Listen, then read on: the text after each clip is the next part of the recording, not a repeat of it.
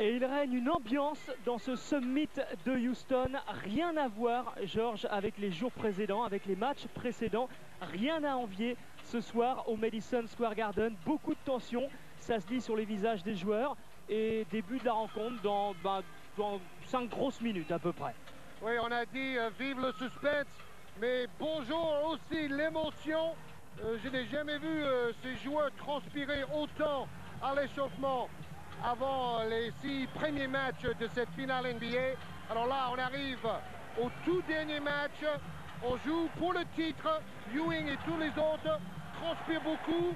Et ça fait 3 jours qu'ils se préparent physiquement et mentalement. C'est dur pour eux, mais maintenant, le moment de la délivrance est arrivé.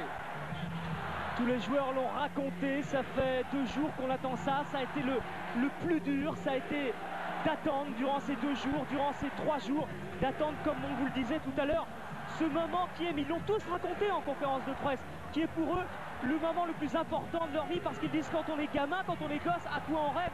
Eh bien c'est de jouer une finale NBA. Et quand on rêve de jouer une finale NBA, on rêve évidemment à un 7e match, parce que ce soir, tout va se jouer sur un seul match.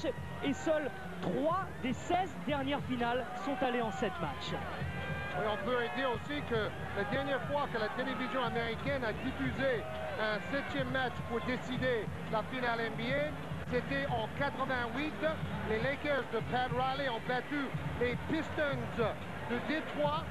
Et c'était tout simplement le match avec la plus grosse audience dans l'histoire de la NBA. Presque 15 millions de foyers. Et donc là, on voit toutes les pancartes, toute l'ambiance qui règne. C'est vraiment autre chose. Le 6e match, on sentait qu'à la limite, le public était un peu craintif des Knicks, parce que les Knicks avaient gagné quand même 2 matchs d'affilée et tout ça.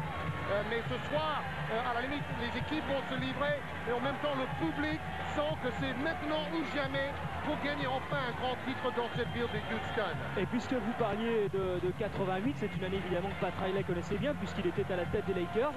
Et cette année-là, eh bien, les Lakers étaient menés 3-2 par les Pistons de Détroit.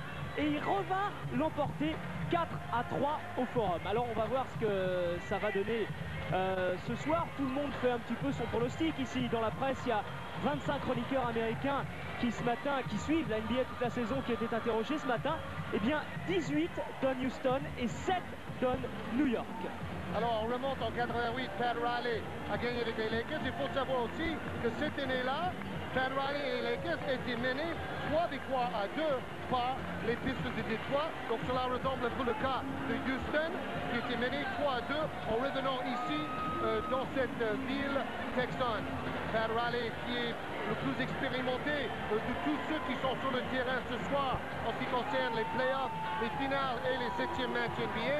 Parce que bon, par exemple, la Lajoie a joué une finale en 86, mais c'était fini en 6 matchs.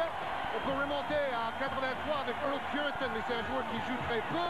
Donc tous ces joueurs sont quasi inexpérimentés au plus haut niveau. Et c'est comment ils vont réagir face à cette pression intense, c'est la grande question. Durant les playoffs, les Knicks de New York sont allés 2 fois au bout des 7 matchs, à domicile à chaque fois, pour battre les Bulls de Chicago et pour battre les Pacers d'Indiana. Quoique là, ils ont eu un match décisif à jouer à Indiana quand même. Et les Houston Rockets sont allés 1 fois au bout des 7 matchs. Et encore une fois, ce 7e match avait lieu à domicile contre les Suns de Phoenix. Et là aussi, ils l'avaient emporté. Alors, est-ce que l'avantage du terrain va être décisif? Les statistiques plaident en faveur de l'équipe qui reçoit lors du 7e match. On verra tout ça. Pat Riley, c'est vrai, aurait bien voulu éviter ce 7e match, mais il dit également, si au tout début de la saison, quand on a repris l'entraînement, quand on a débuté début octobre, eh bien, on m'avait dit, tiens, vous signez là et on vous garantit que vous jouerez un 7e match à Houston, décisif pour le titre NBA. Eh bien, il dit, je peux vous jurer que j'aurais signé pour jouer ce 7e match ici même à Houston. Oui, vous parliez du 7e match face à Phoenix. Ce jour-là, Hakeem Olajuwon a marqué 37 points. Il a pris 17 rebonds. Et le dernier 7e match joué par les Knicks et Pat Ewing, c'était bien sûr face à Indiana. dans la finale de la conférence Est. Presque chaque fois dans ces playoffs, d'ailleurs, les Knicks ont été obligés d'aller jusqu'au bout de la série de matchs pour s'imposer. Et ce jour-là, face à Indiana, dans le 7e match décisif, Pat Ewing a réussi son meilleur match des playoffs avec 24 points, le dunk décisif dans la dernière minute et 22 rebonds. Donc, Ewing face à la jointe, les deux stars qui n'ont pas peur, parce qu'eux, ils ont déjà prouvé que dans un 7e match, ils pourraient sortir le grand jeu. Le summit de Houston, c'est vrai qu'aujourd'hui à Houston, il respirait une tension, comment dire, inhabituelle pour tous ceux qui sont habitués à vivre ces finales NBA. C'était quelque chose, quand je vous disais tout à l'heure que ça ne ressemblait pas à cette salle au jour précédent, eh bien c'est vrai, il y a ce petit quelque chose qui fait qu'on vit un 7e match ce soir. Derek Harper, la présentation des équipes suivie de John Starks qui disait: Starks, mon tir à 3 points lors du dernier match, je le voyais partir, je le voyais rentrer dedans. S'il n'avait pas été contré par Hakeem Olajuwon, je suis persuadé qu'il rentrait. Charles Smith, Charles Oakley et Patrick Ewing, voilà pour le 5 de départ habituel des Knicks de New York. Le coach, on vous en parlait tout à l'heure, Pat Riley. Quelle intensité dans son regard. Écoutez.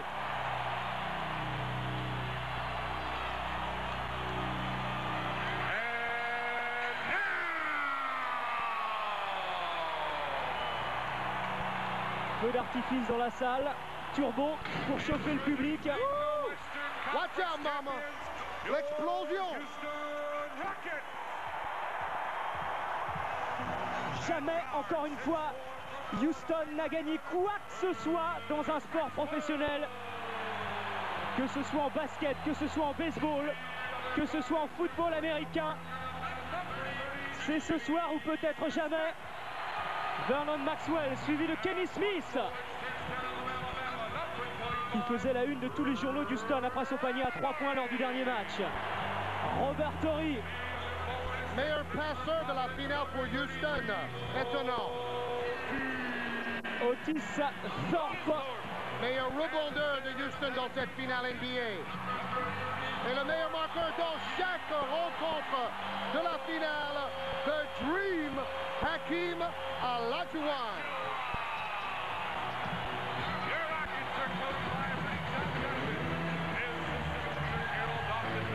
Rudy Tomljanovic, avec son costume qui lui porte chance et bonheur. C'est un coach assez superstitieux. Il mange toujours la même chose au même moment avant les matchs importants. Il demande à